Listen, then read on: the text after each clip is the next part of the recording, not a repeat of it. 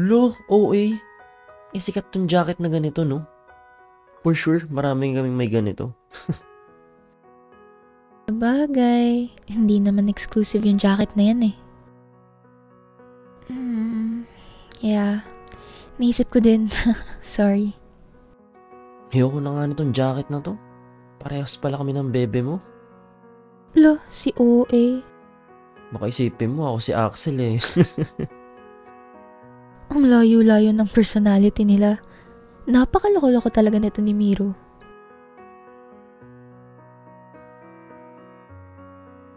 Yan ang crazy.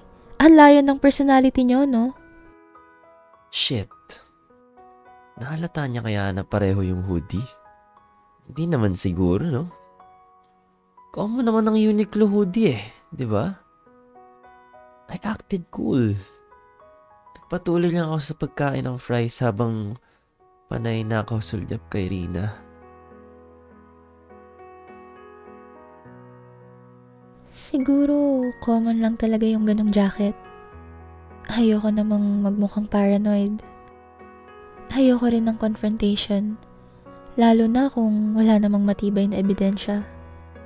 Tsaka, best friend ko yun. Dapat nagtitiwala ako. Dapat.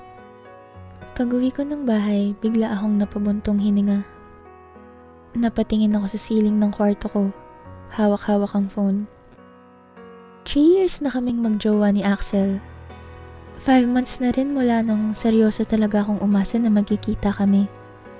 Araw-araw kong iniisip yung mga bagay na pwede na namin gawin since limited lang talaga pag online. Ano naman magagawa namin dito? Mag-chat, video call, maglaro. Yun lang. Ang dami kong gustong gawin kasama siya. At mga pinangako niya na gagawin namin together pero hanggang ngayon, drawing pa rin ang lahat. Love, kailan ba talaga kita makikita? Nagantay ako ng ilang minuto. Soon, my love. Promise. Lapit na talaga. I swear. Soon when? 3 taon na akong nag-aantay. 3 taon na tayong naghihintay. Gusto lang naman kitang makita kahit sandali lang. Konting tiis na lang talaga, love ko. May inihahanda kasi akong special para sa'yo eh.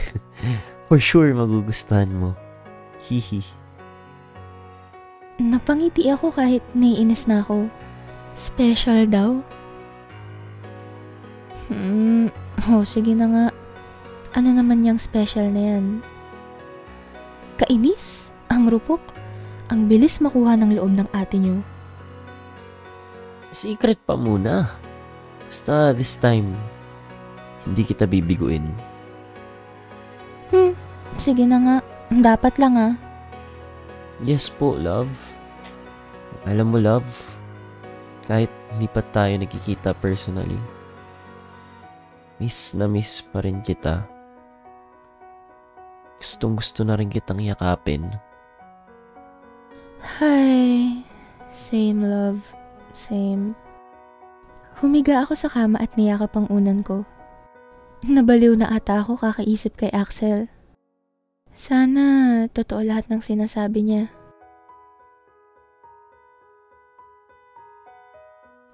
Pagkatapos namin magkita sa kantin, hindi na ako mapakali. Tangina, muntik na talaga akong mahuli. Kung nagtanong pa siya ng onti, baka wala na akong kawala. Pero buti na lang, mabilis ako nakaisip ng sagot. Pinilit kong ngumiti habang pinabalikan sa utak ko yung eksena. Yung simpleng tanong niya, Uniqlo ba yung jacket mo? Sobrang simple. Pero kung ikaw yung guilty, parang ang bigat sa dibdib. Sana wag na siyang magduda. Sana hindi na niya ulit itanong. Pinindot ko yung cellphone ko. Sinilip ko yung chat namin ni Rina sa isa kong phone. Love, huwag kang magsawa sa akin ah. Kahit ang kulit-kulit ko. kahit mapilit akong magkita na tayo. Never, love. Kahit araw-araw na tayo magkasama, hindi ako magsasawa. Hinding-hindi. Sakit. Ang sakit isipin na habang ina-assure ko siya bilang Axel, ako si Miro. Tahimik na nananakit, sasaktan. Pero tangina, Rina, hindi na kita kayang mawala. Mahal na kita.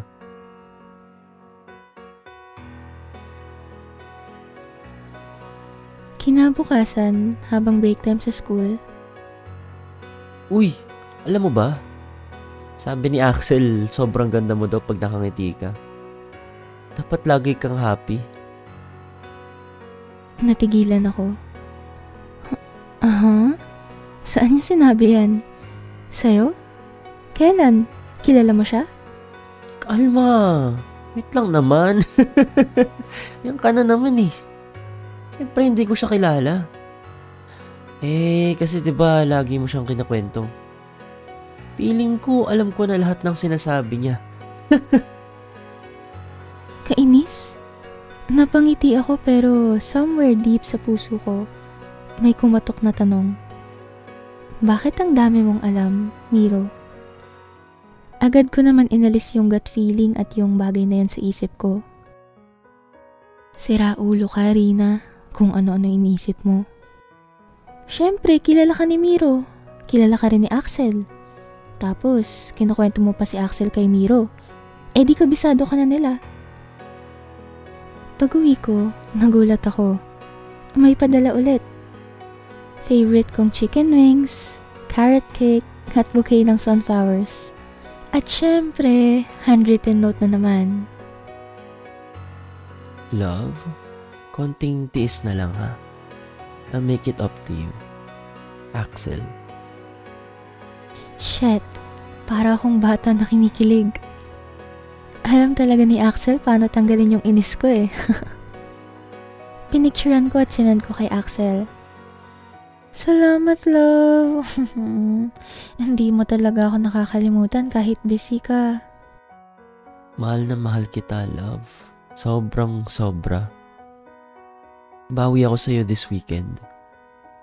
Magkikita na tayo. Final na. Natuwa ako. At the same time, kinabahan. Final na daw. This is it.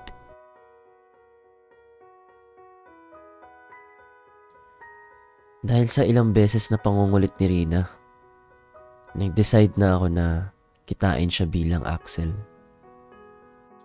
Sobrang kabado ko. Hindi ko alam kung kakayanin ko ba siyang harapin bilang Axel. Pero, maybe this is the right time. I have to man up.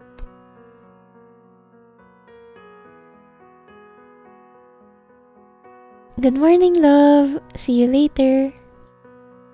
Good morning, love. Okay. Naset na namin ni Axel na magkita ng meet-up, kaya excited na ako para today.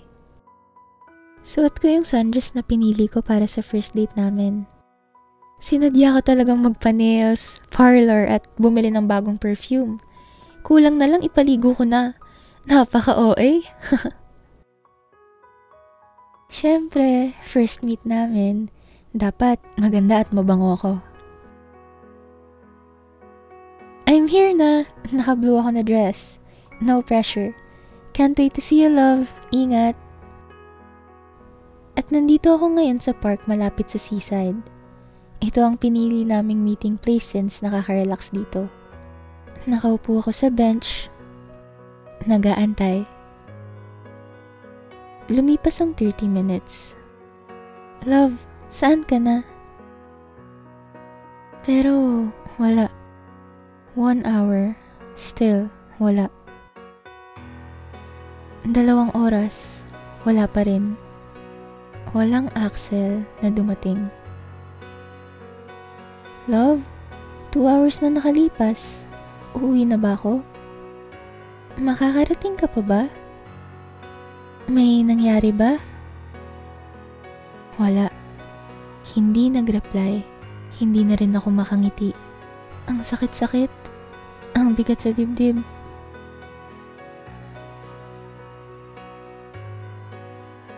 Eh,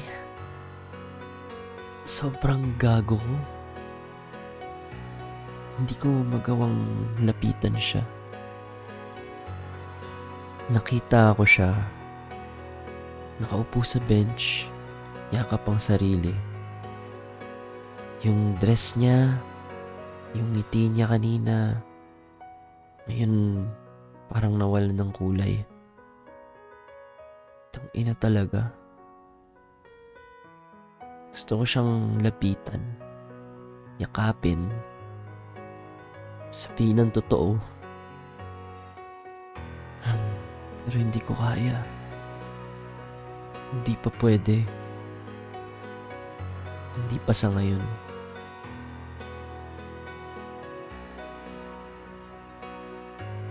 Naglakad na lang ako pauwi. Mabigat ang mga hakbang. Nagsisisi ako. Bakit ako umasa? Hindi ko alam kung galit ako, malungkot, o lahat na. Pagka-uwi ko, hindi na ako bumati kila mommy. Oh, kamusta ang gala with friends? Okay lang po. Dali-dali rin ako pumunta sa kwarto ko at binagsak sa kama yung bag ko. Nakakainis! Humiga ako, tumitig sa ceiling. Bakit hindi ka dumating, Axel? Hindi ko napigilan umiyak. Sobrang sakit.